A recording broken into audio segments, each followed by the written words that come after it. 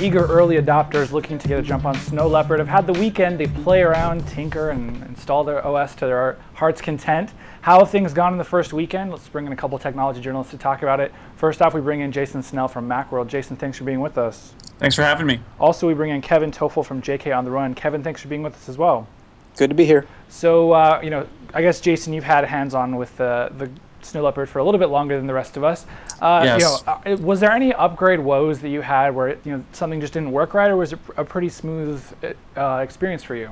It was really smooth. I was surprised at how smooth it was, especially since Apple did away with what used to be sort of my old standby, the archive and install, where you sort of move all your old stuff to the side, but it's like in between an upgrade install and a full install. Yeah.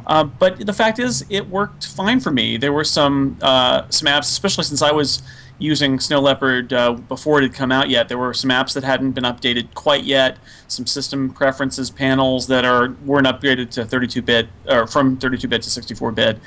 There was a little bit of that, but I was really surprised, and it definitely felt like a upgrade from Leopard to Snow Leopard, an upgrade where you weren't taking a big leap, because in past OS updates, I've actually had more pain than I did this time around. That's good to know. I mean, for $30, you hope that it's not going to be too much of a nightmare. Right. Kevin, what's your experience? When did you make the jump, and have you had a pretty good experience so far? It was Friday, Randall. I made the jump twice, actually, and she's been a good kitty both times. I did I did an upgrade first, and then I got some reader requests on Twitter to say, well, how about a clean install? Can you do that? And I was kind of amazed that I actually could. And I don't install a lot of apps. I'm a web guy, I'm a cloud guy, so I had no problem doing a clean install, wiping my partition, and taking care of that.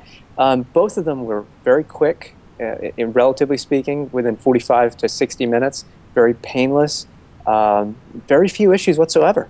It's pretty awesome. I actually made the plunge yesterday night at about 11 p.m. I was just like, what the hell, why not? So I did a little bit of installing. I actually found that I freed up 20 gigs on my hard drive, which was pretty exciting. The whole install clocked in at about 34 minutes and 30 seconds, but who's counting?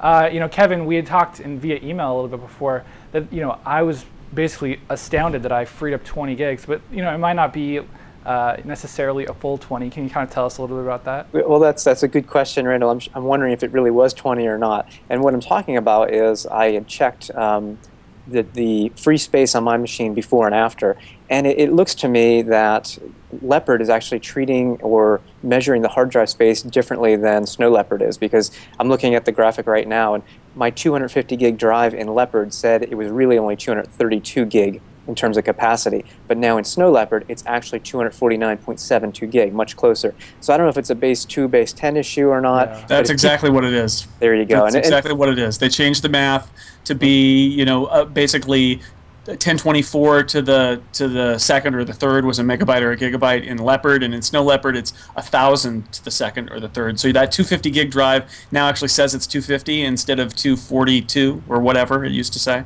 Doesn't that make you feel better now when you buy a 250 gig hard drive? It says 250. I don't know. It just makes me feel. You're actually getting the whole thing. It's funny, if people look at the space free and they don't know that, Jason, they're going to overestimate on how much space they've actually gained. Yeah.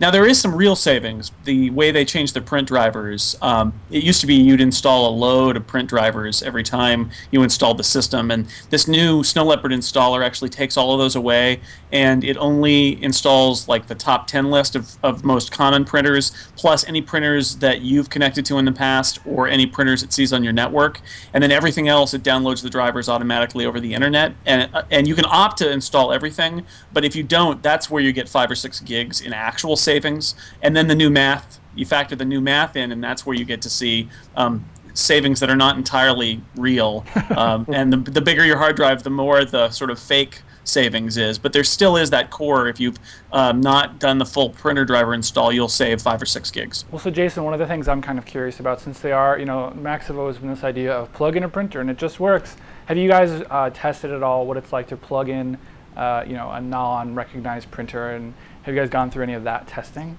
Well, I mean, the way it works is that you plug it in and it says, I need to go get this printer driver, and it does it. The problem is that the printers that are out there now are printers that Apple has anticipated, and so all those drivers are in there. So for new printers, that's going to be the real question. As a new printer comes out, are the vendors going to be working with Apple to get those things in there automatically, or is that going to be something where you have to go find it and download it? That'll be interesting to see. And then for old printers, it's the same story. Which ones are in Apple's database, and which ones are you going to have to go hunt around on the HP website in order to find a compatible driver? And hopefully, now that Apple has done this, all the printer vendors will say, hey, that's what we need to do for our Mac driver, is just get it to Apple and get it in Apple's system. Well, hopefully we'll see where it goes from there. Guys, we're out of time, so we're going to leave it there. Jason Snell from MacWorld, thanks for joining us. Also, Kevin Tofel from JKOnTheRun, thanks for being with us as well.